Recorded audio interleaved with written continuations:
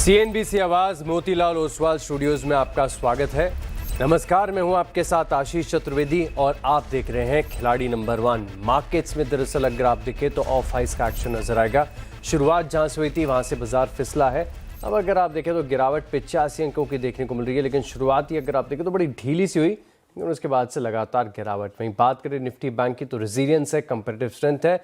हरा निशान तो जरूर नजर आएगा, लेकिन सिर्फ और सिर्फ 15 अंकों की बढ़त यहां पर है। मिड कैप की बात करें तो लगातार तेजी के बाद आधे प्रतिशत की गिरावट, और स्मॉल कैप में भी जो एक्शन है आपको गिरावट की तरफ ही नजर आएगा। 142 अंकों का कट आपको नजर आ रहा है, आधे प्रतिशत से ज्यादा। आप ये समझ लीजिए कि ऑलमोस्ट 1% की गिरावट आपको निफ्टी स्मॉल कैप में नजर आ रही है। समझ लेते हैं कि पूरा मार्केट आपसे क्या कह रहा है। फिलहाल के लिए जो गिरने वाले शेयर हैं शुरुआती सत्र से लेकर अब तक काफ़ी अधिक नजर आएंगे। 2055 शेयर ऐसे हैं जहां पर गिरावट के साथ कारोबार है। 746 ऐसे हैं जहां पर आपको खरीदारी देखने को मिल रही है। समझते कि इंडेक्स में दरअसल दबाव बन कहां से रहा है, कौन से स्टॉक्स हैं जो निफ्टी को फिलहाल के लिए ड्रैग कर रहे हैं। तो एल&टी लगातार कमजोर, इन्फोसिस रिकॉर्ड डेट के बाद लगातार गिरावट, M&M और रिलायंस इंडस्ट्रीज भी कमजोर है। वहीं तेजी आपको देखने को मिलेगी axis bank, Asian paints, Bajaj auto और भारतीय एयरटेल में। वहीं बात करें निफ्टी बैंक के स्टॉक्स की, जहां पर आपको कंपैरेटिव स्ट्रेंथ नजर आ रही है, तो आज कोटक, आईसीआईसीआई, इंडसइंड और एचडीएफसी बैंक के ड्रैग कर रहे हैं। वहीं एक्सिस की चर्चा तो हमने कर ली। फेडरल बैंक भी बढ़िया चार्ट है। यू स्मॉल फाइनेंस बैंक और बैंक ऑफ बड़ौदा, यहां पर भी आपको खरीदारी नजर आएगी।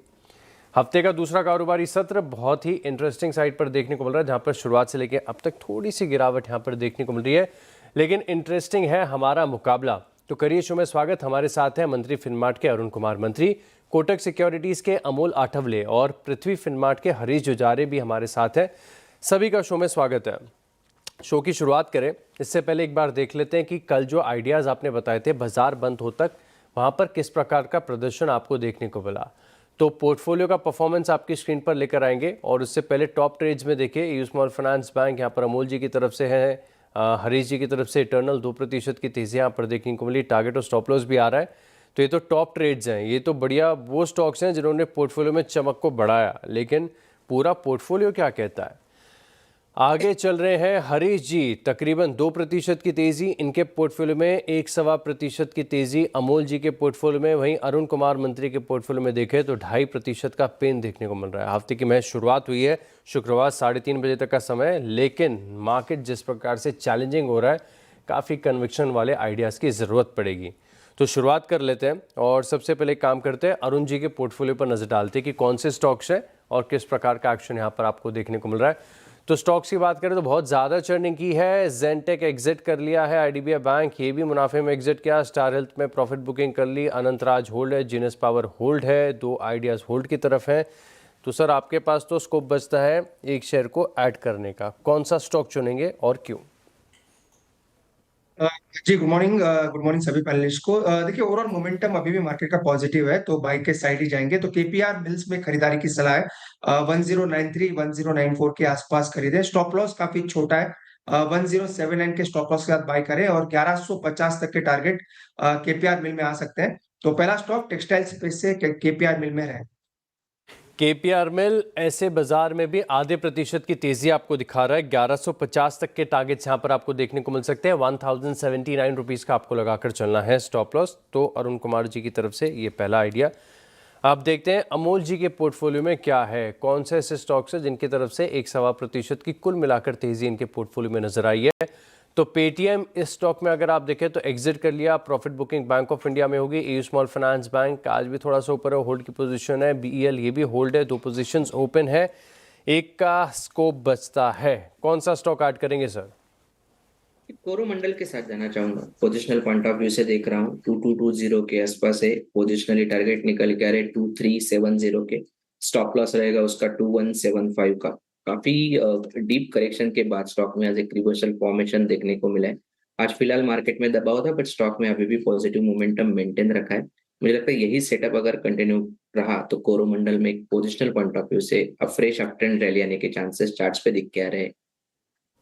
ऑल राइट, तो कोरोमंडल इंटरनेशनल ये स्टॉक चुना है 2370 रुपये के टारगेट के लिए, और 2175 रुपये का स्टॉप लॉस यहाँ पर लगाना चाहिए। स्टॉक आइडेंटिफाई किया है। हरीश जी के पोर्टफोलियो पर नजर डालते हैं कि यहाँ पर किस प्रकार के एक्शन हैं और इनके पोर्टफोलियो पर फोकस करके देखते हैं कि कौन से स्टॉक्स में इन्होंने एग्जिट किया है, कहाँ पर प्रॉफिट बुकिंग की है, कहाँ पर स्टॉप लॉस एग्जिट हुए हैं। ऑल राइट, आपका पोर्टफोलियो स्क्रीन पर लेकर आऊँगा, लेकिन सर पहले बता दीजिए कौन सा स्टॉक ऐड करोगे आप। जी जी, मेरा स्टॉक का देखा जाए तो देखिए मार्केट में अभी भी नीचे लेवल से रिकवरी देखने मिल रहा है, लेकिन उसमें अगर देखा तो बैंक निफ्टी में अभी भी स्ट्रेंथ दिखाई दे रहा है क्लियरली। तो मेरा बैंकिंग से ही होगा जो फेडरल बैंक में है। अगर फेडरल बैंक के चार्ट सेक्टर देखते हैं, लास्ट कुछ दिनों के कंसोलिडेशन आज के ट्रेडिंग में ब्रेकआउट दिया है। मुझे लग रहा है कि आज से और पोटेंशियल बढ़ सकता है आगे। 260 के टारगेट्स के लिए करंट लेवल पे बाय करना चाहिए और स्टॉप लॉस मेंटेन करना चाहिए 235 का फेडरल बैंक में। ऑल राइट, तो फेडरल बैंक 242 रुपये के आसपास चल रहा है। बैंकिंग स्टॉक्स में फिलहाल के लिए आज के इंट्राडे सेशन के हिसाब से सबसे मजबूत स्टॉक चल रहा है। यहाँ पर खरीदारी करनी चाहिए। टारगेट है 260 का, मैं लिख लेता हूँ। 235 रुपये का स्टॉप लॉस लगाकर चलना है, लेकिन अभी अभी पता चला है कि आपके पास एक और शेयर को ऐड करने का विकल्प है और सिर्फ आप ही के पास 2 शेयरों को ऐड करने का विकल्प है। दूसरा स्टॉक कौन सा सर? हाँ, मैं थोड़ी देर के लिए वेट करना चाहता हूँ, एक बार मार्केट स्टेबलाइज होने के बाद सेकेंड ऑफ में ट्रैक। ऑल राइट, तो यहाँ पर फोकस रख के चल सकते हैं। अभी फ़िलहाल के लिए अगर आप देखें तो वेट एंड वॉच करना है। तो हमारे जो तीनों मार्केट एक्सपर्ट्स हैं, इनकी तरफ से 3 ट्रेडिंग आइडियाज़ यहाँ पर डिस्कस कर दिए। लेकिन आज का मार्केट अगर आप देखें तो थोड़ा सा चैलेंजिंग नज़र आ रहा है। जिस प्रकार से ऑफ हाइस का एक्शन यहाँ पर आपको देखने को मिल रहे हैं, 83 अंकों की गिरावट है। आज एक्सपायरी का दिन है। अब एक एक करके आप तीनों से मैं सिर्फ निफ्टी पर व्यू जानना चाहूँगा और एक्सपायरी के हिसाब से बहुत ही कम शब्दों में बताइएगा। सर सबसे पहले अरुण जी, निफ्टी एक्सपायरी को ध्यान में रखते हुए कैसी एक्सपायरी हो सकती है? देखिए ओवरऑल मेरे को लग रहा है ऊपर में ही एक्सपायरी होनी चाहिए। 25,950 के ऊपर शायद हो, 25,900, 25,850 इन दोनों में ही पुट राइटिंग अच्छी देखने को मिल रही है। तो समवेयर 25,900, 25,980 इसी के बीच में मुझे लग रहा है एक्सपायरी होनी चाहिए, क्योंकि ट्रेंड पॉजिटिव है और थोड़े ऑप्शन राइटर्स फंसते हुए भी नजर आए थे। अगर आप कल के सेशन की बात करें तो मुझे लग रहा है 25,900, 25,980 इसी के बीच में शायद एक्सपायरी होती है। 25,900, 25,980 अरुण जी का व्यू है। अमोल जी, आपकी तरफ से कौन सा लेवल लाइकली एक्सपायरी के लिए? जी आई थिंक ये रूटीन करेक्शन है, इंट्राडे डीप हो चुका है, एक करेक्शन एक लेग पूरा हो चुका है। मुझे लगता है 25,900 के ऊपर ही आई थिंक आज की एक्सपायरी होने के चांसेस काफी ब्राइट है और इमीडिएट सपोर्ट जो मार्केट के लिए रहेगा वो रहेगा 25,870 का। 25,900 के ऊपर ही एक्सपायरी की प्रोबेबिलिटी है। हरीश सर, आपका क्या व्यू है, कहाँ पर होगी एक्सपायरी? हाँ बिल्कुल, अगर देखा जाए तो जैसे सब पैनलिस्ट ने बताया, बिल्कुल मेरा भी ऑलमोस्ट सेम ही व्यू है, क्योंकि लग रहा है कि जो भी है एक हेल्थी करेक्शन था बीच में, आज अर्ली सेशंस में देखने मिला। तो हो सकता है कि सेकेंड हाफ में थोड़ा रिकवरी भी देखने मिल सकता है, जो कि 26,000 के आसपास तक रिटेस्ट करने हुए देखने मिल सकता है निफ्टी इंडेक्स। ऑल राइट, तो तीनों मार्केट एक्सपर्ट्स की तरफ से व्यू है कि शायद रिकवरी यहाँ पर आपको मार्केट्स में देखने को मिले। तो चलिए इसी के साथ फिजिक्स वाला की बाजार में शानदार एंट्री रही है। कंपनी की 33% प्रीमियम पर लिस्टिंग हुई है। इशू प्राइस 109 रुपये के मुकाबले एनएसई पर 145 रुपये पर लिस्टिंग हुई है। लिस्टिंग के बाद कंपनी की ग्रोथ स्ट्रैटेजी पर बात करने के लिए हमारे साथ जुड़ रहे हैं कंपनी के को फाउंडर और whole time director Prateek Maheshwari. Sir good morning, show में स्वागत है आपका। सबसे पहले कॉन्ग्रेचुलेशंस, क्या शानदार लिस्टिंग देखने को मिली है 35% प्रीमियम पर। और दर्शकों के और साथ में आपके जो शेयर होल्डर्स हैं इनके बहुत सारे सवाल हैं। सबसे पहला जो सवाल मेरे पास होगा ये है कि कंपनी प्रॉफिटेबल कब तक होगी, क्योंकि मैं रेवेन्यू का ट्रैक रिकॉर्ड देख रहा था और रेवेन्यू तो बहुत बढ़िया है, लेकिन कंपनी पिछले 3 साल से घाटे में ही चल रही है। अब क्योंकि लिस्टिंग हो चुकी है तो कंप्लायंस हट चुका है। आप बताइए सर, कब तक होगी कंपनी, मुनाफे में कब आएगी? सर लेस देन 12 मंथ्स के अंदर हम प्रॉफिटेबल हो जाएंगे। प्रॉफिटेबिलिटी आना कोई भी चैलेंज नहीं है हमारे लिए, क्योंकि बॉटम लाइन को हमने 4 गुना इम्प्रूव किया है पिछले 2 साल के अंदर। So profitability is not a challenge, लेकिन अभी समय है कि हम जो southern part of the country में हमारी प्रेजेंस थोड़ी कम है उसको स्ट्रेंथन करें। 11 डिफरेंट इंडियन लैंग्वेजेस के अंदर लेकिन पेनिट्रेशन और एक्सेस को इम्प्रूव करें, और भारत का हर बच्चा लेकिन वो एक अच्छी क्वालिटी एजुकेशन से वंचित ना रह जाए, इस मिशन को पूरा करें। ऑल राइट, बड़े ग्रोथ प्लान यहाँ पर निकल कर आ रहे हैं। लेकिन सर कुछ इंटरनल्स पर बात कर लेते हैं, जैसे कि एक डेटा कंपनी देती है पेड यूजर्स का, जो कि FY25 में तकरीबन 4.5 मिलियन के आसपास था। अब आप प्रोजेक्शंस देने के लिए फ्री हैं, तो FY26-27 क्या प्रोजेक्शंस है सर पेड यूजर्स के लिए? पेड यूजर्स बहुत रैपिडली ग्रो कर रहे हैं और इस साल पेड यूजर्स का यूजर बेस कुछ 18-20% से ग्रो करेगा। तो अगेन ये जो नंबर है 54 lakhs, 53 lakhs, 54 lakhs next year जाएगा। एज वेल एज आरपू भी हमने इम्प्रूव किया है बोथ ऑनलाइन के अंदर एंड ऑफलाइन के अंदर। ऑनलाइन के अंदर हमने बेस प्राइस की बैचेस की प्राइस को सेम रखते हुए वैल्यू एडेड सर्विसेज के थ्रू आरपू इम्प्रूवमेंट किया है, और ऑफलाइन के अंदर भी एक अच्छा आरपू इम्प्रूवमेंट किया है इस साल, लेकिन ऑलराइट सर, आईपीओ से पहले जब हमारी मुलाकात हुई थी तो हमने बात किया था, तो पता चला था कि आपके जो प्राइजेज हैं कोर्स के ये अनबिलीवेबली बहुत सस्ते हैं कंपैरेटिवली। अगर आप दूसरों के मुकाबले देखें तो इसमें एक कंसर्न जो स्ट्रीट को भी सामने निकल कर आ रहा है, क्योंकि आप बता रहे कि आप प्राइसिंग भी यहाँ से बढ़ाएंगे नहीं, तो जो आरपूज हैं वो कैसे बढ़ेंगी? सर वैल्यू एडेड सर्विसेज हम लगातार स्टूडेंट्स के लिए लेके आ रहे हैं, लेकिन वो ऑप्शनल सर्विसेज होती है, कुछ बच्चे ऑप्ट करते हैं, उससे हमारा आरपू लेकिन ऑनलाइन का इम्प्रूव होता है। ऑफलाइन के अंदर लेकिन आरपू जो है पिछले 2 सालों के अंदर हमने काफ़ी सिग्निफिकेंट इम्प्रूव किया है, बट यहाँ पे कैच ये है कि हमें लर्नर बेस बड़ा करना है। लेकिन भारत के अंदर 30 करोड़ बच्चे हैं, जिसका अभी हम 1.5% बच्चा ही पढ़ा रहे हैं, तो 98% बच्चा तो अभी भी हम नहीं पढ़ा रहे हैं। तो लर्नर बेस को इम्प्रूव करना, एनरोलमेंट्स को इम्प्रूव करना, उसमें बुलिश जाना, उसमें एग्रेसिव जाना, उसमें एक्सपोनेंशियल ग्रोथ लेके आना is something we wish to do in upcoming years. Alright sir, आपने वैल्यू एडेड सर्विसेज के बारे में बताया, तो लेकिन अब तक का ट्रैक रिकॉर्ड कैसा है? जो आपके टोटल एनरोलमेंट होते हैं, जितने नंबर ऑफ स्टूडेंट्स हैं, कितने ऑप्ट करते हैं ऐसी सर्विसेज के लिए? काफ़ी हेल्दी बेस, लेकिन वो एग्जाम कैटेगरी टू कैटेगरी बहुत वेरी करता है, लेकिन रीजन टू रीजन भी वेरी करता है, बट एक गुड मोर देन 20% स्टूडेंट्स जो है वैल्यू एडेड सर्विसेज अभी ऑप्ट करने लग गए हैं हमारे। तो तकरीबन जितना यूज़र बेस है इसमें से 20% जो आपके टोटल हैं वो वैल्यू एडेड सर्विसेज का इस्तेमाल करते हैं। 20% से ज़्यादा जो है वैल्यू एडेड सर्विसेज ज़्यादा। तो अगर इसका टोटल रेवेन्यू में योगदान देखें तो इन सर्विसेज का कितना आता है? सर रेवेन्यू में योगदान भी काफ़ी सिग्निफिकेंट होता है, बट जो ये वैल्यू एडेड सर्विसेज हैं ये प्रोडक्ट लेड सर्विसेज होती है, तो रेवेन्यू से ज़्यादा बहुत ज़्यादा योगदान इनका प्रॉफिटेबिलिटी के अंदर आता है, और जैसे जैसे अडैप्शन बढ़ता चला जाएगा वैसे वैसे हमारी प्रॉफिटेबिलिटी लेकिन बड़ी आसानी से अचीव हो जाएगी। ऑलराइट सर, कॉस्ट फ्रंट के ऊपर आपको कैसा लग रहा है? क्योंकि ऑफलाइन सेंटर्स के ऊपर भी आपके डाइवर्सिफिकेशन के प्लान्स हैं। शो की शुरुआत में आपने बताया कि सदर्न प्लाट में भी आप अपना विस्तार करना चाहते हैं, तो आपका जो मैक्सिमम विस्तार होगा क्या ये ऑनलाइन चैनल्स के माध्यम से भी होगा? ऑफलाइन में आपके क्या डाइवर्सिफिकेशन के प्लान्स हैं? और साथ में मैं ये भी देख रहा था कि आपके जो टोटल नंबर ऑफ फैकल्टीज़ हैं इसमें अट्रिशन कैसा होगा? सो अट्रिशन के रेट्स भी काफ़ी लेकिन शार्पली गिर रहे हैं। सदर्न पार्ट के अंदर हम पहले ऑनलाइन फोकस एक्सपेंशन करने वाले हैं, लेकिन और जैसा कि मैंने पहला भी बताया था कि 200 सेंटर्स ऑफलाइन के अगले 3 साल के अंदर हम खोलेंगे, तो ऑफलाइन की स्ट्रैटेजी तो 3 सालों के लिए हमारी काफ़ी हद तक फ्रीज हो गई है।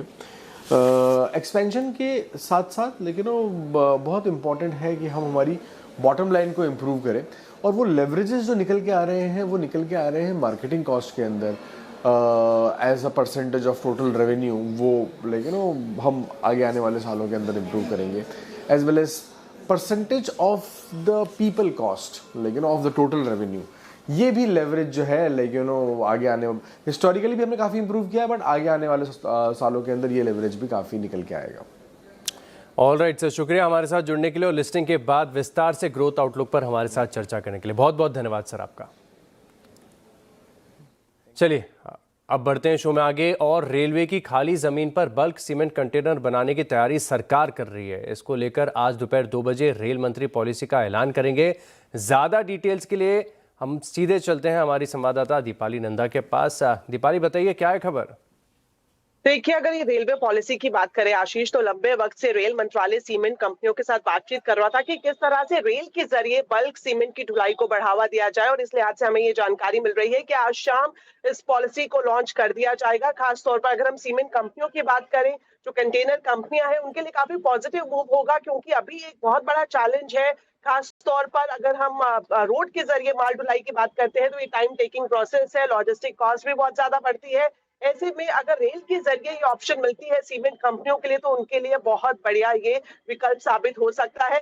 जाहिर तौर पर क्या कुछ रहेगा इस पॉलिसी में, तो मैं आपको बताना चाहूंगी कोशिश रेलवे की यही है कि जो रोड के जरिए अभी माल ढुलाई हो रही है बल्क सीमेंट की, उसे कहीं ना कहीं शिफ्ट किया जाए रेलवे में, और उसी लिहाज से कोशिश ये भी की जाएगी कि जो रेट्स रहेंगे, जो लोडिंग रेट्स रहेंगे, उसको रैशनलाइज किया जाए, इस तरह से तर्कसंगत बनाया जाए कि रोड से जो कंपटीशन रेल को मिल रहा है उसमें रेल कहीं ना कहीं आगे बढ़ती हुई दिखाई दे। तो अब से कुछ ही देर बाद रेल मंत्री खुद इस पॉलिसी को लॉन्च करेंगे और जाहिर तौर पर सीमेंट कंपनियों के लिए भी ये बढ़िया विकल्प साबित होने जा रहा है।